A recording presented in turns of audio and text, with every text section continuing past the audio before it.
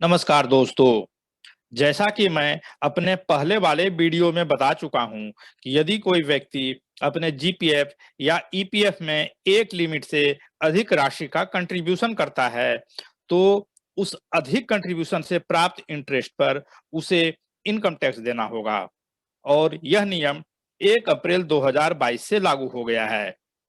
इस नए वीडियो में मैं जानकारी दूंगा कि इस तरह से प्राप्त इनकम का कैलकुलेशन कैसे करना है और उसके लिए खाता कैसे मेंटेन करना है। सबसे पहले आपको इनकम टैक्स रूल के 25th अमेंडमेंट के बारे में बता देता हूं। भारत सरकार ने जीपीएफ, ईपीएफ और आरपीएफ के खाते पर ब्याज की गणना के नियमों में बदलाव किया है। इसके अनुसार जीपीएफ और ईपीएफ के खाते में योगदान के लिए सीमा निर्धारित की गई है। यदि कोई व्यक्ति वित्त वर्ष 2021-22 के दौरान ईपीएफ खाते में 2.5 लाख रुपए या जीपीएफ खाते में 5 लाख रुपए तक योगदान करता है, तो उसके ब्याज पर कोई भी टैक्स नहीं लगेगा। परंतु इस सीमा से अधिक योगदान देने पर उस राशि पर मिलने वाले ब्याज पर उसे इनकम टैक्स देना पड़ेगा। उपरोक्त सीमा से अधिक योगदान की गई राशि पर मिलने वाला ब्याज उस व्यक्ति का इनकम फ्रॉम अदर सोर्सेस माना जाएगा।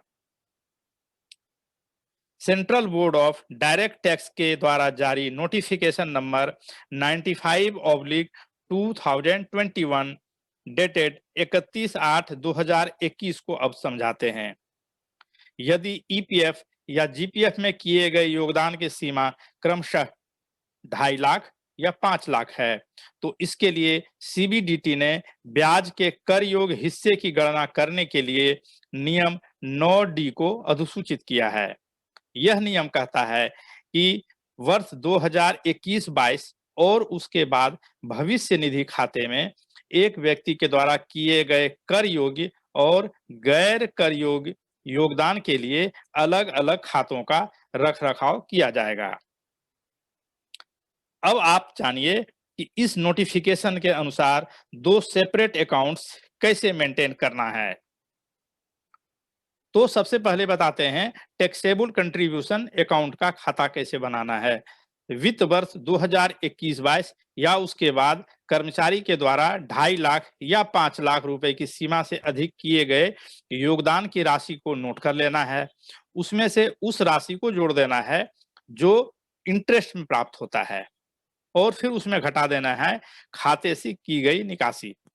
उसी प्रकार से नॉन टैक्सेबल कंट्रीब्यूशन अकाउंट के लिए 31 मार्च 2021 को जो अंतिम शेष है उसमें से जोड़ देना है वित्त वर्ष 21-22 से आगे जीपीएफ या ईपीएफ खाते का अंशदान जो कर योग्य नहीं है। फिर उसमें जोड़ देना है उस पर अर्जित ब्याज और उसमें घटा देना है खाते से की गई कोई निकासी। अब हमें जानना है कि टैक्सेबल और नॉन टैक्सेबल इंटरेस्ट कैसे कैलकुलेट करते हैं। पहले हम जीपीएफ का उदाहरण लेते हैं। इस उदाहरण में मान लेते हैं कि एक व्यक्ति प्रत्येक माह अपने जीपीएफ में 55,000 रुपए का कंट्रीब्यूशन करता है, जबकि 2021-22 के लिए इंटरेस्ट रेट 7.1% पर ईयर है। अब स्लाइड पर नजर डालते हैं तो यहाँ देख रहे हैं कि अप्रैल माह में उसका कंट्रीब्यूशन 55,000 है और अप्रैल तक कुल योग हो गया 55,000। इस पर इंटरेस्ट जब जोड़ते हैं 7.1 के दर से तो 325 रुपए हो गया। लेकिन ये अमाउंट जो है नॉन टैक्सेबल इंटरेस्ट के दायरे में है, इसलिए इस पर टैक्स नहीं कटेगा।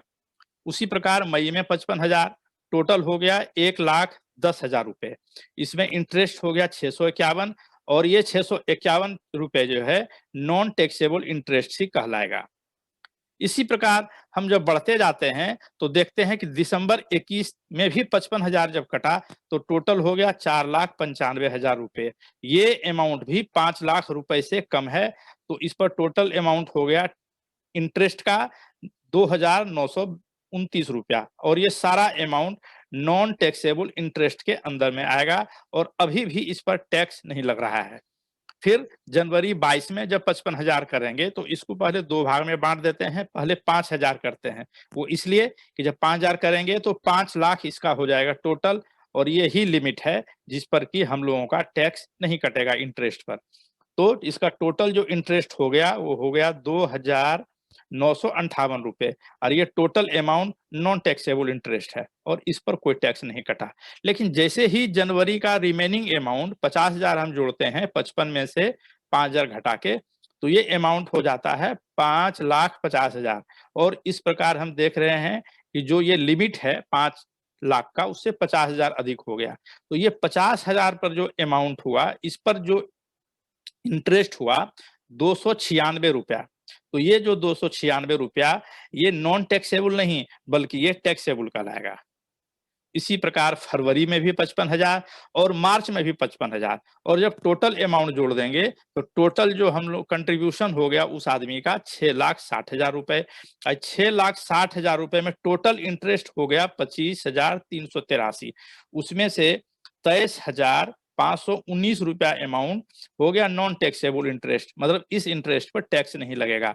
लेकिन 5 लाख के बाद जो अमाउंट है उस पर जो इंटरेस्ट मिला, मत उसको जब टोटल जोड़ेंगे तो वो हुआ 1,864 रुपया। तो ये अमाउंट टैक्सेबल इंटरेस्ट हो गया और इस पर टैक्स लगेगा। अब इस प्रकार अब ये समझते हैं कि संबंधित विभाग के द्वारा जीपीएफ का हिसाब कैसे रखा जाएगा। तो सबसे पहले देखते हैं कि उसका ओपनिंग बैलेंस उसको नोट करना है। ओपनिंग बैलेंस कैसे करेंगे? पिछले साल के अंतिम दिन जो उसका क्लोजिंग बैलेंस हुआ, मतलब मान लेते हैं कि पिछले साल तक उसका 30 लाख रुपया जीपीएफ में अमाउंट था, तो वही उसका 1/4/21 में ओपनिंग बैलेंस हो गया। उसमें इंटरेस्ट कितना हो गया? 2,13,000 रुपया। और उसमें हम देख रहे हैं अब इस साल 2021-22 में 5 लाख तक जो अमाउंट है उसका नॉन टैक्सेबल हो गया। तो वो 5 लाख हम दिखा देते हैं, ये 30 लाख। उसके बाद 2,13,000 हो गया ओपनिंग बैलेंस पर जो अर्जित ब्याज हो गया। उसके बाद 5 लाख रुपया होगा जिस पर कि उस पर टैक्स नहीं लगेगा, और उस पर जब इंटरेस्ट जोड़ रहे हैं तो हो गया 23,519 रुपया।